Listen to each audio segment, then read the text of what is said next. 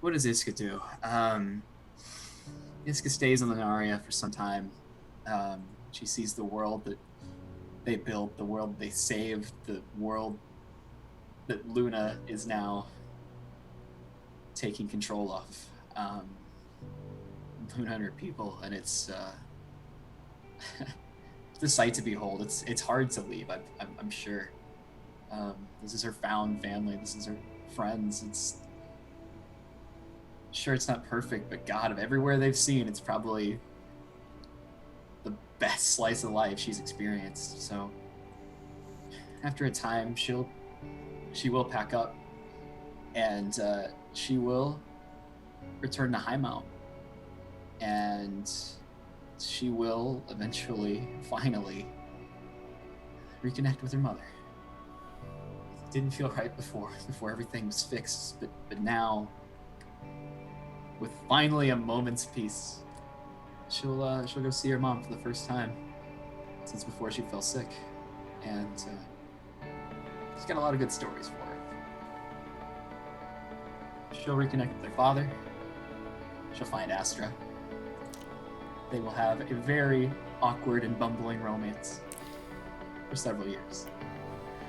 I assume, actually, she'll probably return to Falcon's Crest so he can return to the Tea Hive. And while there, she's going to spend several years. She's a bit of a perfectionist, so it's going to take a while before she gets them just right. But she'll come out with a series of songs, a collection, if you will, if you pay attention to enough of them, a familiar cast of characters referenced and cross-referenced in each of the songs.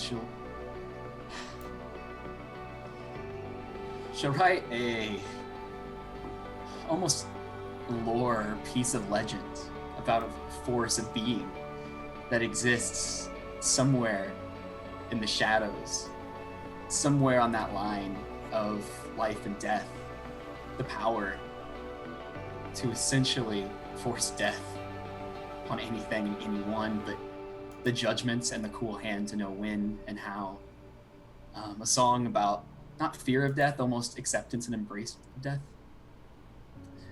That will ultimately be about this graceful, beautiful woman who moves in the shadows, called She Between Death and Darkness.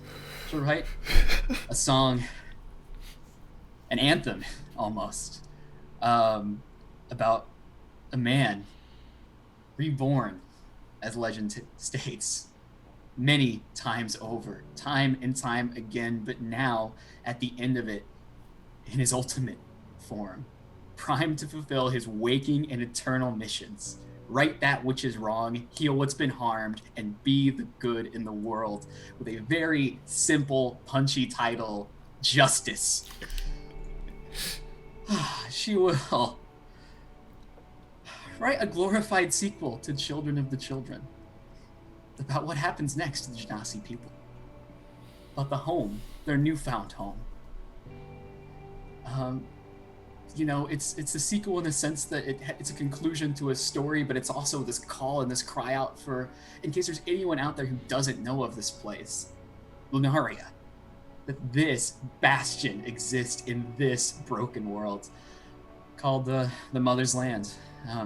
She'll write a song about a man who set out to uncover the secrets of the world, having access to ultimate power and knowledge and control, and ultimately along the way realizing all of that pales in comparison to finding the joy of fatherhood, of raising a child, of finding a family, of having that ultimate connection to someone he calls son and someone who calls him dad.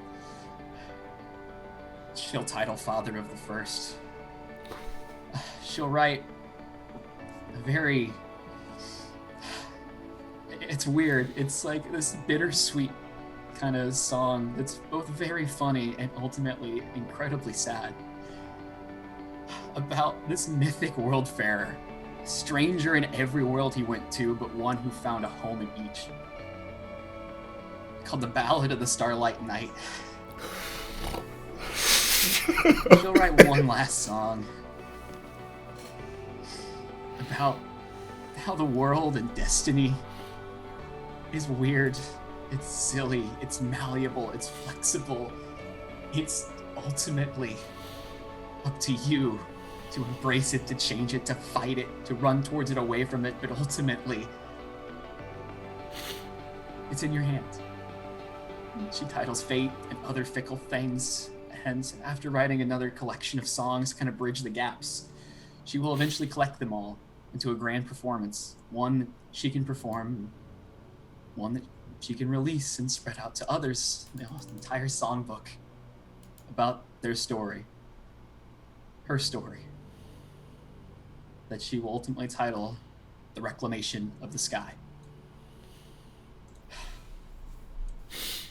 At some point, when she's done that, and hopefully released her grand life's work, she'll channel some of the gold and such she saved from her performances and songs, and she'll commission a ship, the Veiled Maiden.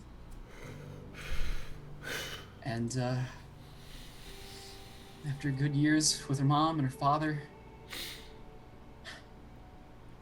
she will set sail to Qualvarine.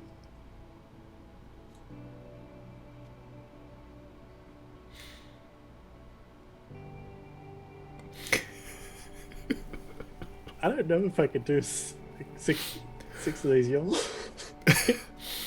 Crying too much.